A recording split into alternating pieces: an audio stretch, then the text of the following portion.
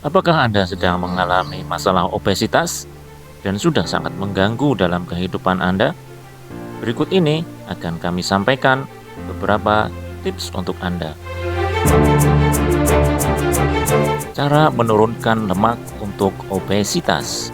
Yang pertama adalah Anda harus fokus ke jangka panjang, fokus ke long term. Bangun konsistensi dulu, jangan berhenti di tengah ya, dan lakukan secara aman yang rendah resiko cederanya. Karena apa? Kalau kita sekali cedera, tentunya konsistensi kita akan terganggu. Fokus jangka panjang, ada beberapa hal yang perlu Anda perhatikan.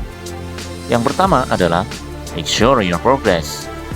Progress tidak harus sempurna, progress not perfection. Kalau kita mencari perfection, kita akan mencari terus kesalahan. Padahal sebenarnya kalau kita fokus pada progress sedikit demi sedikit, itu sudah bagus. Sebelum kita menghitung berapa kilo yang turun, kita lihat dulu.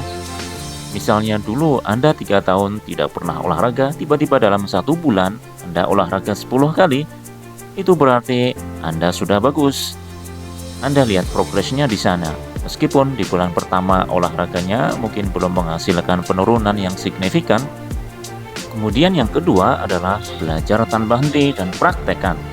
Bagaimana kalau kita berhenti di tempat atau misalnya baru mulai sebentar lalu berhenti?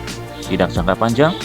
Berarti Anda tidak memberikan kesempatan bagi diri Anda untuk belajar. Padahal belajar menambah pengetahuan baru, membuat pengalaman Anda, proses journey Anda akan menjadi lebih baik dan lebih efektif lagi. Yang ketiga, kemahiran lahir dari pengulangan. Dan untuk bisa mengulang dan mengulang terus, berarti perlu konsistensi, perlu yang namanya waktu yang panjang. Jadi, repetition is the mother of skills. Yang keempat, menumpuk lemak pun perlu proses. Kenapa harus buru-buru untuk membakarnya? Menumpuk lemak adalah sesuatu yang gampang. Itu saja perlu waktu yang lama. Nah, sesuatu yang susah harusnya juga harus diberi waktu yang lama. Misalnya Anda sudah menumpuk lemak selama 5 atau 10 tahun terakhir ini, adilnya Anda harus memberikan waktu minimal setengahnya untuk dapat membakar lemak atau menurunkan lemak. Dan yang kelima, kebahagiaan bukan pada tujuan, tapi ada di sepanjang perjalanannya. Fitness, kebugaran, proses memperbaiki komposisi tubuh, menaikkan otot, menurunkan lemak, membakar lemak, itu bukan tujuan satu-satunya dan membuat Anda happy jika sudah tercapai. Namun, Anda perlu happy juga dalam proses menjalankannya, karena tanpa itu semua, Anda akan sering menggerutu, Anda akan sering mengeluh, dan pastinya Anda tidak akan menikmati prosesnya dan justru malah menambah penderitaan Anda.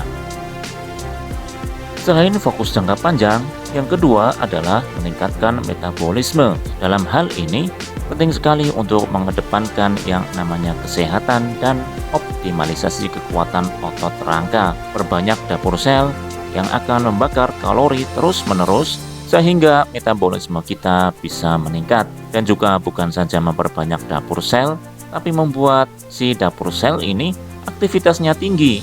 Berarti sel yang lama atau sel yang tertidur selama ini dibangunkan kembali, kemudian membuat dapur sel yang baru juga dihadirkan oleh tubuh, diproduksi oleh tubuh, dan membuat semuanya bekerja secara optimal. Inilah yang dinamakan dengan metabolisme yang meningkat. Dan yang ketiga adalah mengubah kebiasaan menumpuk lemak menjadi kebiasaan membakar lemak, yaitu dengan menggabungkan kegiatan latihan beban dan aerobik yang memastikan metabolisme dan sensitivitas insulin semakin membaik, serta turunkan juga asupan, terutama karbohidrat. Contohnya adalah tepung-tepung, gula pasir, biji-bijian yang akan sangat membantu melatih tubuh kita untuk mencari alternatif energi di dalamnya. Jika sumber energi karbohidrat sudah rendah atau sumber energi karbohidrat yang dikonvert menjadi gula di dalam tubuh sudah rendah, maka tubuh otomatis akan mencari sumber energi berikutnya, yaitu lemak. Berikut ini adalah penjelasan dari manfaat latihan beban untuk pembakaran lemak. 1. Membuat sel tubuh sensitif pada insulin. Dengan sel tubuh sensitif pada insulin, maka gula di dalam darah akan masuk ke dalam sel dan tidak jadi dikonversikan menjadi sel lemak. 2. Meningkatkan pembakaran saat istirahat. Pembakaran energi saat latihan beban memang rendah, tidak banyak, tidak sebanyak aerobik. Tetapi apa yang terjadi di 23 jam sesudah olahraga selesai, maka pembakaran meningkat cukup signifikan selama 24 jam bahkan 36 jam ke depan. 3. Melatih tubuh membakar lemak.